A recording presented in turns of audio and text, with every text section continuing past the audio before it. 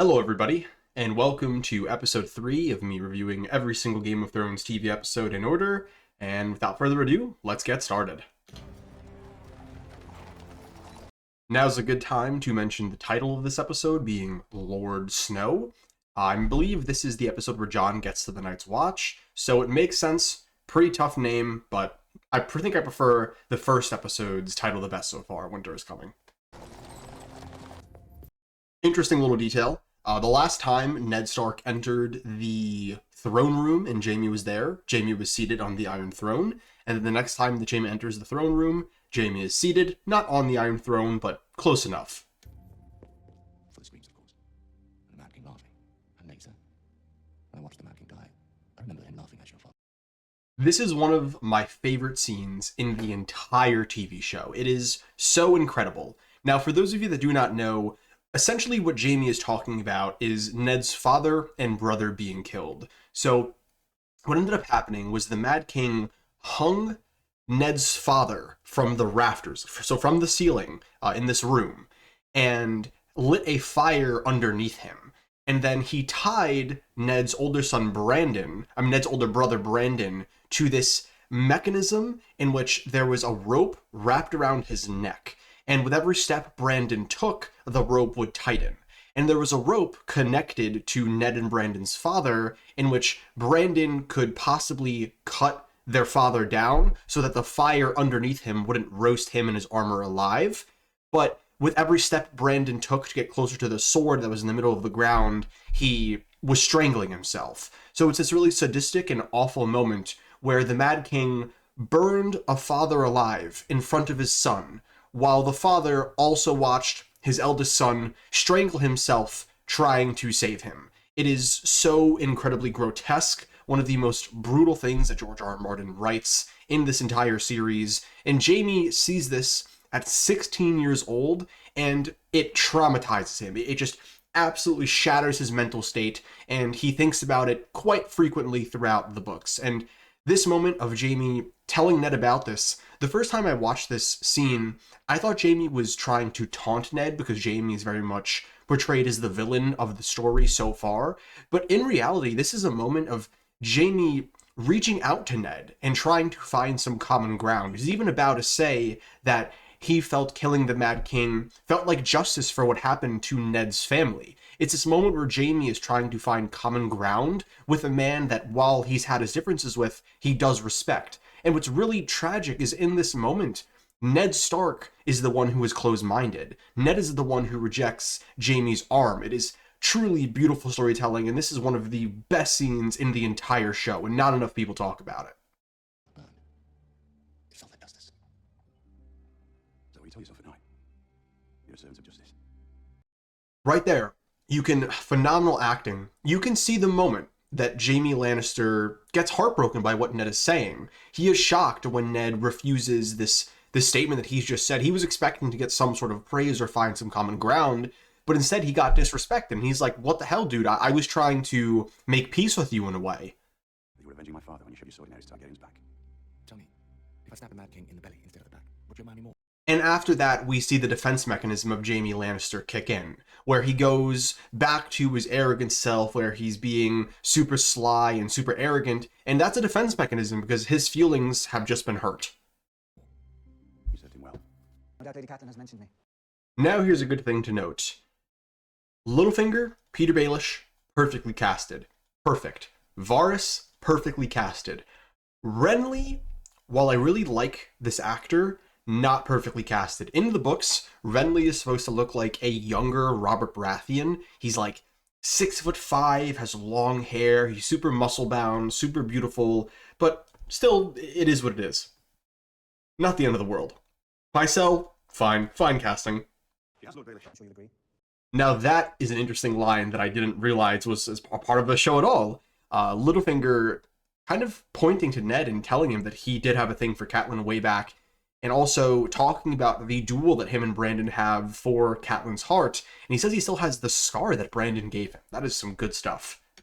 How can you let this happen? The Master of Coin finds the money, the King hands the hand, spend it. I will not believe John Arryn allowed Robert to bankrupt the realm. Lord Arryn gave wise and prudent advice, but I fear Two things here. One, it's not on screen right now, but the Hand of the King pin looks really terrible. I prefer the actual hands that are wrapped around the neck of the Hand of the King. It's just a bunch of hands that are linked together. And second thing, I really love how they're establishing that Littlefinger and Robert have been bankrupting the realm, and that goes into Littlefinger's grand scheme to basically make the political power in King's Landing not safe because they're all broke. Very interesting, and just I love how they established this so early on in the season. Just want to say, if you got bit by a wolf, it would look way worse than that. That is nothing. You're a warren, and the truth will be what you make it. That is a phenomenal scene. It shows that while Joffrey is very vile and very corrupt, a lot of this comes from the fact that Cersei is reinforcing and giving him bad ideas for how to be a human being and be a king. So that note that she gives him, when you sit on the Iron Throne, you can basically do what you want, ends up being the downfall of House Lannister, because when he sits on the Iron Throne, he does what he wants. You'll have to marry her. Do something nice for the Stark girl. I don't want to. No, but you will. This is also a show-only scene, and does a very good job of establishing the weird and just vile relationship that Cersei has with her son. The occasional kindness will save all sorts of trouble down the road. Starks aren't enemies. Everyone who isn't us is an enemy. What a goddamn banger of a scene. Oh my god. The writing was so good. Again, this is a show-only scene. D&D wrote this scene of just Joffrey and Cersei discussing taxes and politics and the way in which people will fight for their liege lord or their king and the long-term effects of possible rebellions. Phenomenal. How are these the same people who wrote the later seasons? My god.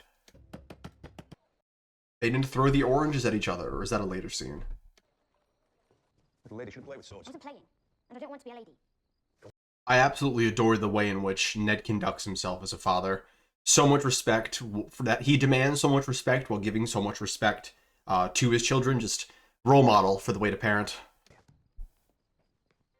I hate them. I hate all of them. The Hound, the Queen. That is something really worth noting. Arya has a lot of guilt for what happens to her family, even though it is not her fault. She is the furthest thing from guilty, and that guilt manifests itself as rage in the later seasons and in the book. So all of her rage stems from this deep sadness that she holds within herself that she doesn't admit very often because it's way too painful. The King and Joffrey and Sansa. Send it to war amongst ourselves. All right. Go on. It's yours. I really like the respect that Ned offers his daughter, telling her how it is, telling her the truth, because even though she's so young, he knows that she has strength inside of her that even she doesn't fully recognize. I hate your story. I know a story about a boy who hated stories. I could tell you about the Old Nan in the books is like 130. I know they obviously couldn't cast someone that age, but just good to know. She's way older in the books. Duncan the Tall. Those were always your favorites. Oh, she just hit Sir Duncan the Tall? Oh, there's so much I missed in my first watch because I just didn't know. She just mentioned, she name dropped the goat. Those weren't my favorites. I find it really unfortunate that they don't ride any ice spiders when we actually do see them. What are you telling him now? About my legs. Now, in the books, Bran remembers some things, but it's fragmented. So he can kind of remember visualizing or seeing someone. He remembers what Jaime said, the things I do for love, but he can't remember who it came from. So he doesn't not remember everything. It's just some things, and it's very cloudy. Lady. Just want to say, for the sake of honesty, there's always a criticism thrown at the later seasons that people just teleport around. Catelyn Stark kind of just teleported to King's Landing here, if we're being honest. I know they indicate that there is a passage of time, but the way in which it just happens so fast. She ends episode 2 in Winterfell, 17 minutes into episode 3, she's at King's Landing, and we didn't see any other journey. Unfortunate, because there is a bit more of a passage of time in the books. Welcome to King's Landing, ladies. Also, how did he know about her hands? It's just very interesting. I love the way in which Varys and Littlefinger are situated in both the books and the show as these two individuals who are so ahead of everyone else, because they aren't limited by what everyone else is fixated on. They aren't limited by things that don't really matter in the long grand scheme of things. Great characters and phenomenal casting. Did you bring the dagger? I love the way in which Littlefinger is immediately shifting the blame towards Tyrion. And I also love the little note that Loras Tyrell unhorsed Jaime Lannister. They constantly say throughout the books that Loras is a phenomenal rider and is really good with it when it comes to jousting, even better than Jaime. And I'm shocked that something they actually included in the TV show was such a small detail. So Jon is kind of being an arrogant ass in this moment. Not enough people talk about this, but in the books, he very much feels like he is better than his brothers of the Night's Watch. So Alistair Thorne very much has a point when he's saying that Jon was raised in a castle, but he has been raised better than all of these people. And Jon has to go in this really long and beautiful arc of realizing that even though they all come from different places and all have different backstories, we all are just people, and they all need to team up in order to protect each other from the real danger that is coming. A phenomenal arc for Jon that begins right now. I also hate how the Maester's chain links are all the way down here when they're supposed to be situated like all around his neck. Like Pycelle should just have just dozens upon dozens of chain just wrapped around his traps instead of dangling around his waist. A very funny man. Ned, That is such a cute scene, actually. Ned just pops her head out.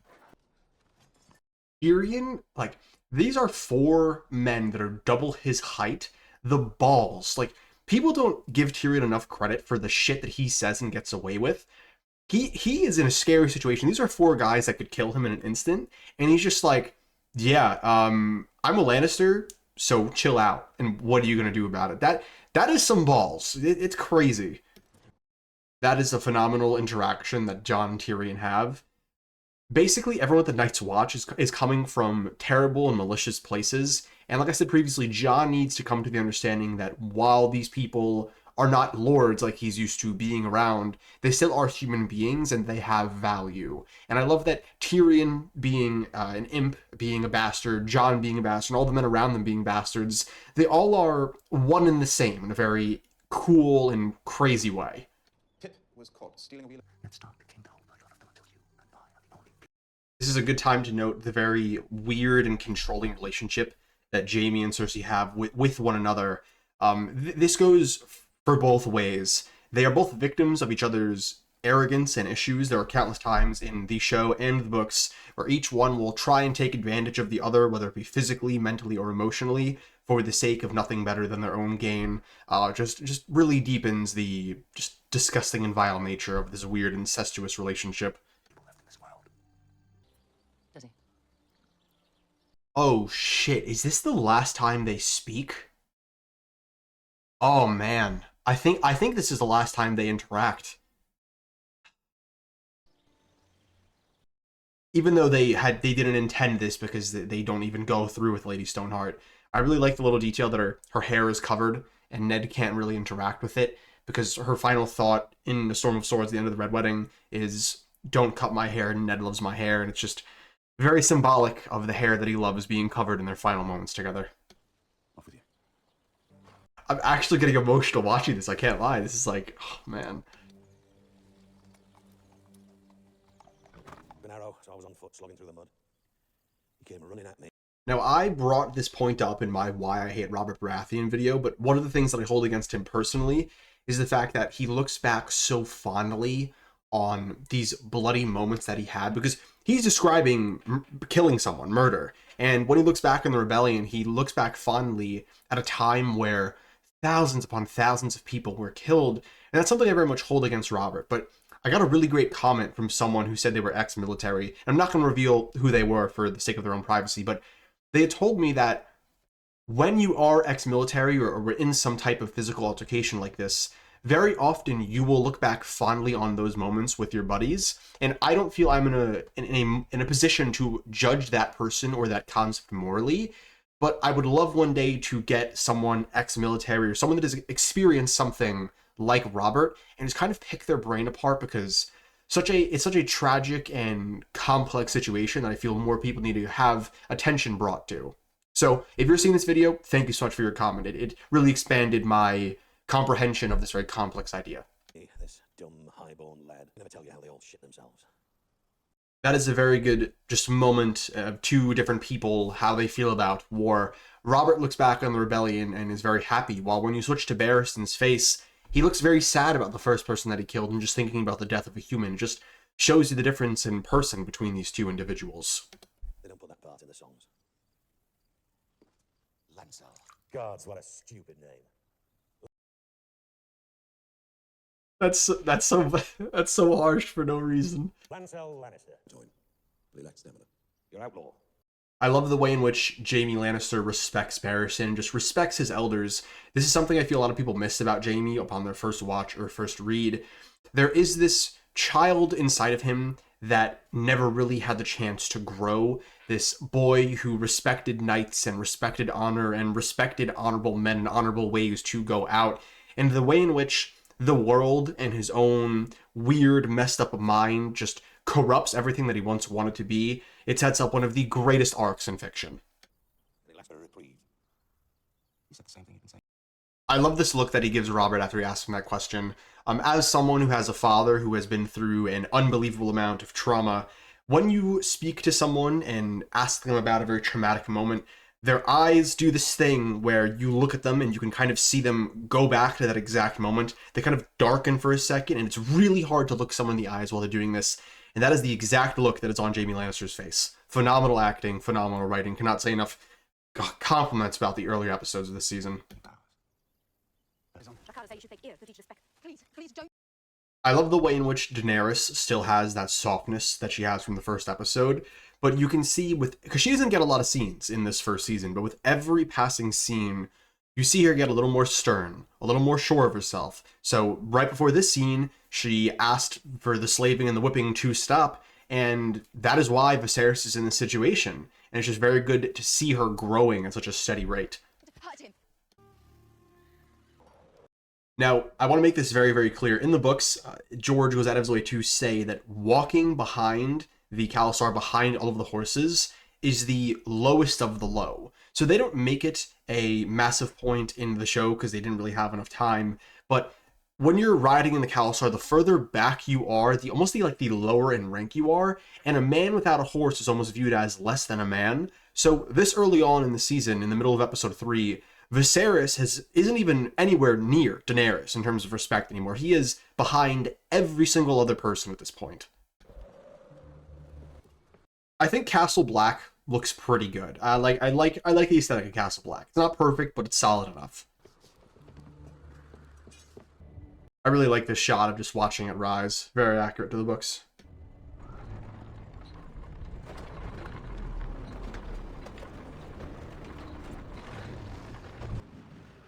I really like the way in which Benjen reinforces this idea that Jon Snow has a lot of preconceived notions about himself that he has to bury really fast, because in order to survive, you have to be one with your brothers.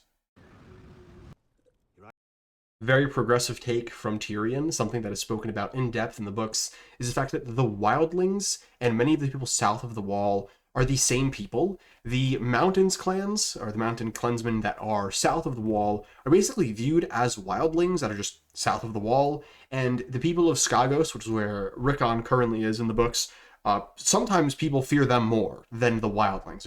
It shows that the Wall and this border that is between them is kind of meaningless and very stupid in the grand scheme of things. Oh, so much longer than a month or two. Try 30 years. So, you're heading down to King's Landing too? I understand why they didn't, but I really wish she had some type of purple contacts, or they were able to CGI some kind of purple under her eyes, just to give her that more ethereal and different look. Really enjoyed the way they're establishing the way weapons work in this world differently, and how different weapons do different things. Just another step in the right direction of differentiating this world from any other worlds that wouldn't explain this, would just have people have random weapons that do random things. It's true. It also keeps an eye. They make Jorah in the show just far more likable, who feels a lot more shame for what he has done, just a much more likable character overall. I really like the way in which you can see the conflict inside of Jorah. Now that there was a child at play, he is feeling far more guilt for the decisions that he is making in selling her out. Good little moment that I didn't notice upon my first watch. Love the boys, but Lies beyond. And it has become an army of undisciplined boys and tired old men. Maester Aemond is perfectly casted. Another 10 out of 10 cast. I love how they're building the pressure of the others and the White Walkers immediately, very early on in this season, just for it to mean nothing. Because they all go away with one stupid dagger. God. There are less than 1,000. I love that they go straight from talking about the others to showing Daenerys and her dragon eggs, implying that Daenerys is very crucial to the destruction or the defeat of the others, and that she is Azor Ahai, even though it doesn't go anywhere in the show. appear to be going anywhere. Will you stop? I wish we got another episode of Jon and Tyrion hanging out at the wall. This portion goes on for way longer in the book. They talk way more, and they become true friends. And even though I think I like their relationship here in the show, it's definitely sped through a little bit. Winterfell on your way south. Expect I will. Tomorrow you will be here at midday. Who are you? Jack and Hagar. Your dancing master, Syrio Forel. Yes. I enjoy that Syrio Forel is calling her boy. It's very symbolic of what she will become, because she spends the overwhelming majority of her story in both the show and the books pretending to be a boy. That way she stays alive. It's great foreshadowing. The grip must be delicate. The water dance. This water dancing that will influence her decisions for the rest of the story. Be swift. I wonder how good Syrio Forel actually is with a sword. It's a shame we never get to see his full potential because he dies with a wooden sword. Again, love that Ned supports her because he knows what he needs to do to keep her alive. In time, you see how his eyes darken around the potential of war. I've spoken about this many times in the past. Ned has incredible PTSD when it comes to war and swordplay and anything of that nature. And you see his eyes darken here, the same way that Jaime's darkened earlier on in this episode. The idea of war, the idea of bloodshed, the idea of swordplay is not something this man enjoys. And that's episode 3, and what a phenomenal episode it was. I am absolutely enjoying my rewatch so far. These 3 episodes have been really solid, a few small issues, but so far, especially episodes 2 and episode 3, these last 2 have been really great, and I'm excited to keep reviewing them. So with all that being said, if you've made it this far, thank you so much for watching, and I hope to catch you in the next one.